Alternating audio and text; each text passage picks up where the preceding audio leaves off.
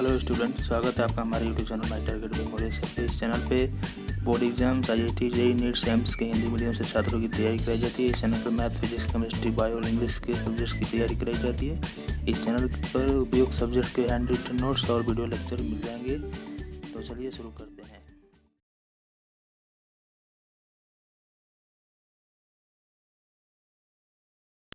तो चलिए हम लोग क्वेश्चन नंबर 17 से पहले स्टेटमेंट पढ़ लेते हैं। तो ऑब्जेक्टिव टाइप 3 क्वेश्चन है, ठीक। तो ये बोल रहा हमारा कि निम्नलिखित प्रश्नों 17 से 19 में सही उत्तर का चुनाव कीजिए। तो यहाँ पे ये पहला क्वेश्चन हमारा इसमें क्वेश्चन नंबर 17 है। तो बोल रहा है यदि ABC समांतर श्रेणी में हो तो सारणी कितना का जो है मान ज्ञात करना है। और इसमें क्या मान होगा, तो ऑप्शन नंबर ए दे दिया है 0, बी दे दिया 1, सी दे दिया x और डी दे दिया 2x। तो इसमें से आपको चूज करना है 4 ऑप्शन में से। इसको हम लोग कैसे हल करेंगे ये देखेंगे। यहाँ पे सबसे पहले दे दिया है कि ABC जो है समांतर श्रेणी में है। तो यानी कि समांतर श्रेणी में है तो आपको पता है जो सर्व अंतर होता है वो क्या होता है, A2 minus A1 is equal to A3 minus A2। तो यहाँ पे मैं लिख दे रहा हूँ A2 माइनस A1 बराबर A3 माइनस A2। तो यहाँ पर ध्यान दीजिए कि A1 का मान क्या हो जाएगा, A हो जाएगा, A2 का मान B हो जाएगा, A3 का मान C हो जाएगा। तो यहाँ पर धर दीजिए केवल मान। तो A2 क्या हो जाएगा हमारा B, फिर माइनस A1 क्या हो जाएगा A बराबर A3 क्या हो जाएगा हमारा C माइनस A2 क्या हो जाएगा B हो जाएगा। अब ध्यान दीजिए कि मैं माइनस B को इधर भेज रहा हूँ तो क्या हो जाएगा प्लस हो जाएगा, यानी कि एक ये भी और ये इधर आया माइनस वाला तो प्लस हो गया। तो 2B बराबर ये C इधर है और ये माइनस में आया इधर आएगा तो प्लस में। तो या हम इसे ये भी लिख सकते हैं 2B बराबर A प्लस C। तो आपका क्वेश्चन होगा कि इसका प्रयोग क्यों कर रहे हैं। तो इसका प्रयोग मैं इसलिए कर रहा हूँ क्योंकि यहाँ पर ये बताएगा कि B मतलब दूसरा पंक्ति में 2 का गुणा कीजिए और A प्लस C यानी कि पहले पंक्ति तीसरे पंक्ति को जोड़ दीजिए और फिर इधर भेज दीजिएगा तो माइनस में आ जाएगा। चलिए हम पहले अप्लाई करके इसको दिखाते हैं। तो चलिए हम यहाँ पे लिख लेंगे कि चूंकि दिया हुआ है ABC समांतर श्रेणी में है तो इसलिए क्या हो जाएगा, जब समांतर श्रेणी में है ABC तो 2B बराबर A प्लस C हो जाएगा। और ये हमारा जो सारणी दिया हुआ है वो लिख लेंगे डिटर्मिनेंट। हम यहाँ पे डिटर्मिनेंट लिख लिया है ना। अब यहाँ पर ध्यान दीजिए कि यहाँ पे हम लोग क्या करेंगे कि मैंने बोला यहाँ पर कि 2B बराबर A प्लस C। तो यहाँ पे ध्यान दीजिए कि सबसे पहले हम लोग क्या करते हैं कि थोड़ा सा यहाँ पे ध्यान देना है। अगर इसको भी नहीं भी ध्यान दे रहे हैं तो थोड़ा सा आपको बस क्या करना है, इस पे जोर लगाना है हल्का सा दिमाग पर, ये हल हो जाएगा एकदम आराम से। तो यहाँ पे देखिए कि मैं R2 पे यानी दूसरे पंक्ति पे मैं 2 का गुणा कर दे रहा हूँ। तो 2 का गुणा करूंगा तो 2 का भाग भी करना पड़ेगा क्योंकि आप जानते हैं नियम कि किसी भी संख्या से किसी भी संख्या में गुणा करेंगे तो अपने ही से जब किया जाता है तो अपने ही से भाग भी दिया जाता है ताकि मान में परिवर्तन ना आए। तो यहाँ पे मैं 2 का गुणा करूंगा किसमें, तो दूसरे पंक्ति में। तो दूसरा पंक्ति में जब 2 का गुणा करूंगा तो ये हो जाएगा 2x प्लस 6, यहाँ पे हो जाएगा 2x प्लस 8, यहाँ पे हो जाएगा 2x प्लस 4b। अब देखिए जब ये हो जाता है यहाँ पे केवल खाली ध्यान दीजिएगा ये 2x प्लस 6 हो जा रहा है। अब मैं ये वाला पहला वाला पंक्ति का ये पहला अवयव और तीसरे पंक्ति का पहला अवयव यानी x प्लस 4 और x प्लस 2 दोनों को जोड़ूंगा तो 2x प्लस 6 हो जाएगा और फिर इसमें से घटा दूंगा तो पूरा पार्ट 0 हो जाएगा। इसी प्रकार ये भी हो जाएगा, ये भी 0 हो जाएगा, तो मान निकल जाएगा आराम से। तो चलिए पहले मैं लिख दे रहा हूँ यहाँ पर कि R2 यानी दूसरे पंक्ति पर 2 का गुणा किया, 2 का गुणा किया और फिर 2 का भाग भी कर दिया, यानी 2 से गुणा भी कर दिया और 1/2। तो यहाँ पे फिर गुणा कर दिया यानी ये 2 से 2 कट जाएगा तो हमारा R2 बच जाएगा, कोई मान में परिवर्तन नहीं आएगा। तो हम लोग यहाँ पे 2 का गुणा कर लिए तो मैंने बताया ये 2x प्लस 6 हो जाएगा, यहाँ पे 2x प्लस 8, यहाँ पे 2x प्लस 4b। तो इसको चलिए अप्लाई कर देते हैं जो इस प्रकार है हमारा। तो हमने क्या किया है 1/2 का 1/2 बाहर ही रखा है और ये 2 का हमने दूसरे पंक्ति में गुणा कर दिया, जो कि इस प्रकार आया है। अब देखिए क्या करते हैं, अब यहाँ पे 2x + 6 और 2x + 8 फिर 2x + 4 भी जो है, इसमें हम लोग क्या करेंगे, यानी कि R2 में से यानी कि R1 और R3 को जोड़ देंगे और फिर इसमें से घटा देंगे दोनों को। तो क्या हो जाएगा, ये हमारा मान 0 हो जाएगा। क्यों? क्योंकि x और x 2x फिर 2 और 4 क्या हो जाएगा 6, तो 2x + 6 हो जाएगा और इसमें से घटा देंगे तो ये भी 0 हो जाएगा और इसी प्रकार ये भी 0 हो जाएगा, फिर ये भी 0 हो जाएगा। तो आइए हम कर लेते हैं। तो यहाँ पर ध्यान दीजिए, मैंने लिख दिया R2 पर काम किया हमने, R2 - R1 + R3, यानी कि पहले पंक्ति और तीसरे पंक्ति को जोड़ के दूसरे पंक्ति में से घटा दिया हमने। जब घटा देंगे तो ध्यान दीजिएगा यहाँ पे कि केवल R2 पे ही रिएक्शन होगा, R1 और R3 उसी तरह उतर जाएगा, यानी ये उसी तरह उतर गया है, ये भी उसी तरह उतर गया, लेकिन R2 देखिए पूरा जो अवयव है 0 हो गया है। ठीक, तो हमने लिख दिया है यहाँ पर कि R2 - ब्रैकेट में R1 + R3 का प्रयोग करने पर। सो ये हमारा परिणाम इस प्रकार मिलेगा। और अब देखिए कि चूंकि क्या जानते हैं आप, कि चूंकि R2 के प्रत्येक अवयव 0 है। ठीक, आप जानते हैं किसी भी डिटर्मिनेंट का या कोई पंक्ति या कोई स्तंभ का प्रत्येक अवयव 0 होता है, तो उस सारणी का जो मान होता है 0 होता है डिटर्मिनेंट निकालने पर, डिटर्मिनेंट का मान। सो यहाँ पे लिख देंगे कि जो डेल्टा है वो 0 के बराबर होगा, यानी सारणी का मान किसके बराबर होगा, 0 के बराबर। तो यहाँ पर ध्यान दीजिए कि 1/2 लिख दिया हमने और ये डिटर्मिनेंट का मान क्या है 0। तो 0 में जब 1/2 का गुणा करेंगे तो 0 हो जाएगा और इस प्रकार हमारा ऑप्शन नंबर ए हो जाएगा। तो ये हमारा आंसर रहा। अब चलिए क्वेश्चन नंबर 18 देख लेते हैं। तो ये हमारा क्वेश्चन नंबर 18 है। तो बोल रहा है इसमें कि यदि x, y, z शून्येतर वास्तविक संख्याएं हो तो अवयव ए, ये जो दिया हुआ है अवयव ए का व्युत्क्रम, ऑप्शन नंबर ए दे दिया है, बी दे दिया है, सी दे दिया है, डी दे दिया है। तो इसमें बोल दिया है कि x, y, z जो है शून्येतर वास्तविक संख्याएं है, यानी कि शून्य नहीं है, शून्य के बराबर नहीं है। ठीक, और ये जो है ऑल रियल नंबर से बिलोंग करेगा। तो आपको ये अवयव ए दे दिया है और बोला है कि इसका व्युत्क्रम ज्ञात कीजिए। सो हम लोग जानते हैं कि जो व्युत्क्रम होता है उसे हम लोग ए इनवर्स से सूचित करते हैं। इसे हम लोग किससे सूचित करेंगे, ए इनवर्स से। और ए इनवर्स बराबर क्या होता है, तो 1 डिटर्मिनेंट ऑफ ए और इनटू एडजॉइंट ऑफ ए। ठीक, ये आप जानते हैं। तो जैसा कि ये आप जानते हैं, यहाँ पे मैं लिख दिया साफ से। ठीक, ए इनवर्स बराबर क्या होता है, 1 determinant of A into adjoint of A. तो सबसे पहले हमको ए इनवर्स ज्ञात करने से पहले हम लोगों को ए का डिटर्मिनेंट का मान ज्ञात करना पड़ेगा, उसके बाद एडजॉइंट ऑफ ए ज्ञात करना पड़ेगा, तब उसके बाद यहाँ पे मान रख देंगे, वो हमारा क्या होगा, अवयव ए का व्युत्क्रम होगा। सो चलिए हम लोग ज्ञात करते हैं। तो हमने ये क्वेश्चन लिख लिया है और जैसा कि इसमें दिया हुआ है अवयव ए बराबर क्या दिया हुआ है, ये अवयव। तो यहाँ पे लिख लेंगे कि चूंकि ए बराबर अवयव लिख लेंगे और ए इनवर्स का मान ज्ञात करना है, सो ये भी लिख लेंगे। तब अब देखिए कि अब हम लोग डिटर्मिनेंट ऑफ ए का वैल्यू ज्ञात करेंगे। तो डिटर्मिनेंट ऑफ ए का वैल्यू कैसे ज्ञात करेंगे, तो यहाँ पे हम लोग डिटर्मिनेंट का सिंबल लगा देंगे ए के सामने। ठीक, ए के दोनों तरफ। तो ये हमने डिटर्मिनेंट का सिंबल लगाया।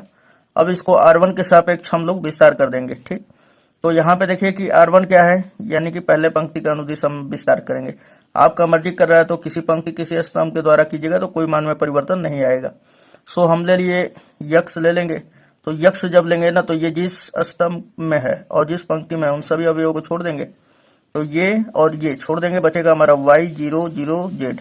सो हमने लिख लिया। फिर माइनस ये 0 लेंगे और 0 लेंगे तो किसी भी संख्या को चूज कीजिए, इसी के जैसा होगा। तो अगर मैं यहाँ पे यक्स के जगह पे 0 रख दूं तो इन सभी का गुणा कर दूंगा तो 0 ही हो जाएगा, इसलिए हमने -0 ही केवल लिख दिया है। फिर प्लस ये वाला 0, तो ये भी 0 ही हो जाएगा। देखिए तो ये और ये तो खत्म हो गया कहानी। y ये यक्स हमने लिख लिया, y का z में गुणा करेंगे तो yz, फिर माइनस 0 का 0 में करेंगे तो 0। अब उसके बाद ये 0 तो yz में से घटेगा तो मान में कोई परिवर्तन नहीं आएगा, yz ही रह जाएगा। yz का x में गुणा करेंगे तो क्या हो जाएगा, x y z। So determinant is equal to determinant of A is equal to क्या आ गया, x y z। अब हम लोग क्या करेंगे कि एडजॉइंट ऑफ ए ज्ञात कर लेंगे। ये तो आपको पूरा वीडियो में ही हमने बताते आया है कि कैसे ज्ञात होगा। ठीक, सो अगर नहीं जानते हैं तो हमारे पिछले वीडियो जरूर देखें ताकि आपको पूरा का पूरा समझ में आ जाएगा। So adjoint of A is equal to क्या हो जाएगा, a1 A1 A11 A12 A13 आप जानते हैं ना, सखंड का डैश निकाल दिया जाता है, ट्रांसपोज, तो वही हो जाएगा। और यहाँ पे हमने निकाल लिया है और आप भी निकाल लीजिएगा तो आपका आंसर आ ही जाएगा। तो ये हमारा आ जाएगा डिटर्मिनेंट एडजॉइंट ऑफ ए बराबर। अब देखिए तो हमारे पास डिटर्मिनेंट ऑफ ए भी आ गया, एडजॉइंट ऑफ ए भी आ गया, तो हम लोग ज्ञात करेंगे अब ए इनवर्स। तो ए इनवर्स बराबर आप जानते हैं, क्या जानते हैं? तो ए इनवर्स बराबर होता है 1 determinant of A into adjoint of A. तो चलिए 1 बटा में डिटर्मिनेंट ऑफ ए का वैल्यू क्या रखेंगे, एक्स वाई जेड। उसके बाद एडजॉइंट ऑफ ए जो है ये है हमारा। अब देखिए कि ये क्या करेंगे हम, ये 1 बटा में एक्स वाई जेड का हम इस सारणी के इस अवयव के प्रत्येक अवयव से गुणा कर देंगे, ठीक। तो चलिए यहाँ पे हमने गुणा किया, वाई जेड में हमने गुणा किया 1 बटा एक्स वाई जेड का, तो ये कुछ इस प्रकार मिलेगा। पुनः तो जब हम 1 बटा एक्स वाई जेड का जीरो में करेंगे तो जीरो ही हो जाएगा, तो यहाँ पे हम जीरो लिख दिए। उसी प्रकार इसमें भी जीरो हो जाएगा, यहाँ पर भी जीरो हो जाएगा। अब इसमें एक्स जेड में हम गुणा करेंगे 1 बटा एक्स वाई जेड का, तो इस प्रकार हमारा एक्स जेड बटा में एक्स वाई जेड आ जाएगा। फिर जीरो में करेंगे तो जीरो, इस जीरो में भी करेंगे तो जीरो, फिर इस जीरो में भी जीरो। अब एक्स वाई में करेंगे 1 बटा एक्स वाई जेड का, तो ये इस प्रकार हमारा आ जाएगा। अब यहाँ पर ध्यान दीजिएगा कि y और z को हम लोग y z से कटा देंगे, कट गए दोनों, तो बचा यहाँ पे 1 बटा में x। उसी प्रकार x z को हम लोग x z से कटा देंगे, तो यहाँ पे बचेगा 1 बटा में y, और ये तो जीरो ही रह जाएगा। यहाँ पे अब x y से हम लोग x y कटा देंगे, बचेगा 1 बटा में z। सो हमने इसको फाइनली यहाँ पे लिख लेंगे। उसके बाद अब देखिए कि 1 बटा में x है, तो x का पावर कितना है, 1 है। उसी प्रकार y का पावर 1 है, z का भी पावर 1 है। ऊपर ले जाएंगे तो क्या हो जाएगा, इन्वर्स हो जाएगा। तो x इन्वर्स और ये जीरो, फिर ये जीरो, उसी प्रकार ये y इन्वर्स हो जाएगा, ये z इन्वर्स। तो ये हमने लिख दिया और यही क्या होगा आंसर। तो इसमें ऑप्शन कौन सा हो जाएगा, तो चलिए ऑप्शन देख लेते हैं। तो ऑप्शन नंबर ए ही हो जाएगा, A is the right answer. Okay, तो अब चलिए क्वेश्चन नंबर हम लोग देखते हैं 19 और लास्ट का क्वेश्चन। तो अब क्वेश्चन नंबर हम लोग 19 देखेंगे तो बोल रहा है कि यदि ए बराबर, ये अभी दे दिया है, जहां 0 is less than or equal to theta is less than or equal to 2 pi हो, तो ऑप्शन में ये वाला दे दिया है। तो डिटर्मिनेंट ऑफ ए बराबर 0 होगा, या डिटर्मिनेंट ऑफ ए बिलोंग करेगा 2 से थीटा, ठीक, या इन्फिनेटिव होगा। उसी प्रकार ये ऑप्शन सी, उसी प्रकार ये ऑप्शन नंबर डी। तो चलिए इसे हम लोग हल करके और तभी इसका मान निकालेंगे, ठीक। तो यहाँ पे हम लोग लिख लेंगे कि चूंकि दिया हुआ है अभी ए का मान ये हमारा है, तो अब हमको डिटर्मिनेंट ऑफ ए का वैल्यू चाहिए, क्योंकि यहाँ पे दे दिया ऑप्शन में determinant of A is equal to 0। इनमें से चारों में से कौन कौन है, ठीक। तो हमने क्या किया, इस अवयव ए का हम सारणी का जब मान निकालेंगे तो हम लिख देंगे यहाँ पे कि R1 के सापेक्ष विस्तार करने पे, यानी पहले पंक्ति के अनुदिश। तो हमने यहाँ पे डायरेक्टली निकाल दिया है। तो हमने यहाँ पे लिख दिया, एक के ऊपर डिटर्मिनेंट का सिंबल लगा देंगे यहाँ पर, ठीक। और तो यहाँ पर भी लगाना पड़ता है, तो ये सब तो चीज तो आप तो जानते हैं। चलिए तो R1 मतलब पहला पंक्ति के सभी अवयवों का प्रयोग करके हम लोग करेंगे, ठीक। तो 1 हमने लिया, तो 1 जब लेंगे तो ये जिस पंक्ति में उन सभी अवयवों को, जिन स्तंभ में उसको भी छोड़ देंगे, तो बचेगा हमारा 1 sine theta minus sine theta 1। सो यहाँ पे लिख दिया हमने। फिर उसके बाद माइनस ये साइन थीटा ले लेंगे, साइन थीटा। जब साइन थीटा लेंगे तो ये पूरा और ये छोड़ देंगे, बचेगा हमारा माइनस साइन थीटा माइनस 1 1। ये हमारा यहाँ पे लिखा गया। उसके बाद फिर यहाँ पे ये 1 लेंगे, तो अब की बार यहाँ पे माइनस है, तो अब की बार क्या आएगा, +1। तो जब +1 लेंगे तो ये 1 जब लेंगे तो ये जिस स्तंभ में है उन सभी को, और जिस पंक्ति में है उन सभी अवयवों को, तो बचेगा हमारा minus sine theta 1 minus sine theta. तो चलिए अब क्या करते हैं हम लोग कि ये हमने 1 लिख लिया। उसके बाद ये 1 में 1 का गुणा करेंगे तो कितना हो जाएगा 1, फिर माइनस साइन थीटा का साइन थीटा में करेंगे तो माइनस साइन स्क्वायर, मतलब माइनस साइन थीटा का होल स्क्वायर हो जाएगा, है ना। ये एक है, यहाँ पे इसका पावर 1 होगा और इसका पावर 1, तो दोनों का गुणा होगा तो क्या हो जाएगा, पावर जुट जाएगा। अब उसके बाद फिर ये माइनस साइन थीटा हमने लिख लिया। उसके बाद देखिए माइनस साइन थीटा का 1 में गुणा होगा तो माइनस साइन थीटा ही हो जाएगा। उसके बाद फिर माइनस 1 का साइन थीटा में होगा तो माइनस साइन थीटा। उसके बाद फिर ये वाला +1, तो ये हमने +1 लिख लिया। उसके बाद +1 के बाद क्या होगा कि इस माइनस साइन थीटा में हम ये माइनस साइन थीटा का गुणा करेंगे, तो ये माइनस और ये माइनस प्लस हो जाएगा। साइन साइन थीटा का जब गुणा होगा तो साइन स्क्वायर थीटा, फिर माइनस ये -1 का -1 में गुणा होगा तो क्या हो जाएगा -1। सो हमने ये ब्रैकेट में लिख दिया -1। अब उसके बाद देखिए 1 में इतने का गुणा होगा तो इतना ही होगा। अब 1 हमने लिख लिया, ये माइनस माइनस प्लस हो जाएगा, तो ये हमने लिख लिया यहाँ पर साइन स्क्वायर थीटा। उसके बाद अब यहाँ पर देखिएगा कि ये माइनस साइन थीटा है, यहाँ पे ये माइनस साइन थीटा है, जब गुणा होगा तो क्या हो जाएगा minus minus plus sine square theta, जो कि यहाँ पे लिखा हुआ है। ये माइनस माइनस प्लस हो जाएगा और प्लस साइन थीटा का माइनस साइन थीटा में होगा तो क्या होगा माइनस साइन स्क्वायर थीटा। उसके बाद फिर 1 का इसमें गुणा होगा तो इतना ही हो जाएगा। ये हमने साइन स्क्वायर थीटा लिख दिया और उसके बाद ये माइनस प्लस 1 लिख दिया हमने। उसके बाद देखिए कि ये माइनस में है, ये प्लस में कट जाएगा दोनों। उसके बाद यहाँ पे 1 और ये 1 2 हो जाएगा। फिर एक sine theta sine square theta है और ये दूसरा साइन स्क्वायर थीटा है, तो दोनों मिलेगा तो 2 साइन स्क्वायर थीटा हो जाएगा। अब यहाँ पर ध्यान दीजिए कि सबसे पहले तो अब ऑप्शन पे चलते हैं। तो डिटर्मिनेंट ऑफ ए का जो वैल्यू आया है 2 + 2 × साइन स्क्वायर थीटा। अब यहाँ पर देखिए कि ऑप्शन में दिया हुआ है क्या ऐसा, तो ऑप्शन नंबर ए तो रॉन्ग हो गया, इसी तरह ये नहीं होगा। ऑप्शन नंबर बी देखते हैं, तो ये बी सी और डी में हमारा जो दे दिया है यहाँ पर कि डिटर्मिनेंट ऑफ ए जो है बिलोंग करेगा छोटा ब्रैकेट में 2 इन्फिनेटिव, यानी 2 से छोटा भी और अनंत के बाद भी। तो मतलब ये छोटा और बड़ा का क्या है, तो यहाँ पर देखिए कि ऑप्शन नंबर सी भी दे दिया है, ऑप्शन नंबर डी भी दिया है। तो चलिए पहले उसको अब हल करते हैं। तो यहाँ पे आप चूंकि क्या जानते हैं, क्योंकि आप जानते हैं कि जो साइन थीटा होता है वो बिलोंग करता है, साइन थीटा जो है वो बिलोंग करता है आपका 0 से 1 के अंतराल में, यानी 0 से छोटा भी हो सकता है, 1 से बड़ा यानी अनंत हो सकता है, कोई उसका मतलब अंत नहीं है। तो साइन थीटा इतने और इतने के बीच मतलब प्रदर्शित करता है या बिलोंग करता है। अब यहाँ पर ध्यान दीजिएगा कि क्योंकि हमारा जो डिटर्मिनेंट ऑफ ए जो है ये 2 + 2 साइन स्क्वायर थीटा आ गया, इसका मान हमने निकाला था। अब थीटा का मान अगर हम यहाँ पे 0 रख रहे हैं, तो सपोज करिए कि 2 + 2 साइन स्क्वायर, यहाँ पे 0 डिग्री रख देंगे, थीटा का मान हमने 0 रख दिया यहाँ पे एक बार, है ना। तो 0 साइन 0 का मान कितना होता है 0, और 0 में 2 का गुणा होगा तो 0 ही हो जाएगा, तो यहाँ पे केवल बचेगा 2। ठीक, अब उसके बाद अगर हम थीटा का मान अगर ले ले क्या नाम है आपका 1 ले लेते हैं, 0 डिग्री ले लेते हैं, फिर 1 ले लेते हैं, तो 2 + अगर मान के चलिए कि साइन स्क्वायर थीटा का जो मान है 0 से 1 होता है, यानी 0 से 1 के बीच में होता है, तो यहाँ पे 0 डिग्री नहीं लेंगे, इसका मान अगर हम लोग 0 ले लेते हैं ये पूरा का मान, तो ये क्या होगा 2 का 0 में गुणा होगा तो 2 × 0 0 हो जाता है, तो ये हमारा 2 आ जाएगा। ठीक, तो ये हमारा 2 आ गया।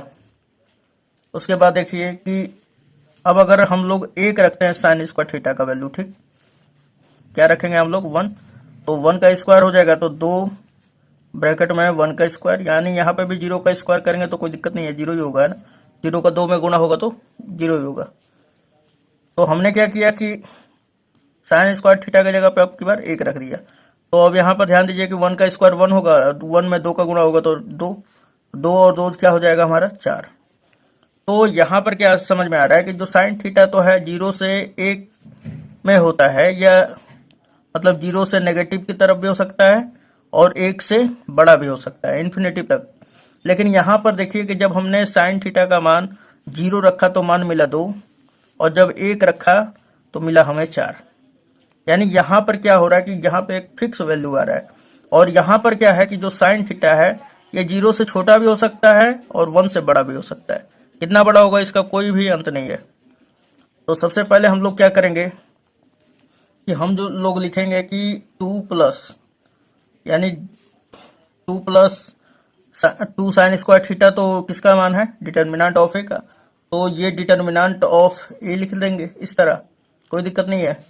और ये बिलोंग करेगा किसमें तो ये भैया इसका जो मान है 2 और 4 में ही है, ठीक, 2 है या 4 है, या हम कह सकते हैं कि 2 या 4 में आ सकता है, लेकिन ना 2 से कम होगा ना ही 4 से अधिक होगा। तो हम इसके लिए ब्रैकेट कौन सा लगाएंगे, ये बड़ा वाला कोष्टक। ये बड़ा वाला कोष्टक का ये मतलब होता है। ओके, तो यानी ऑप्शन नंबर क्या हमारा कवर क्या आएगा यहाँ पर, तो ऑप्शन नंबर डी हो जाएगा, ठीक, D is the right answer.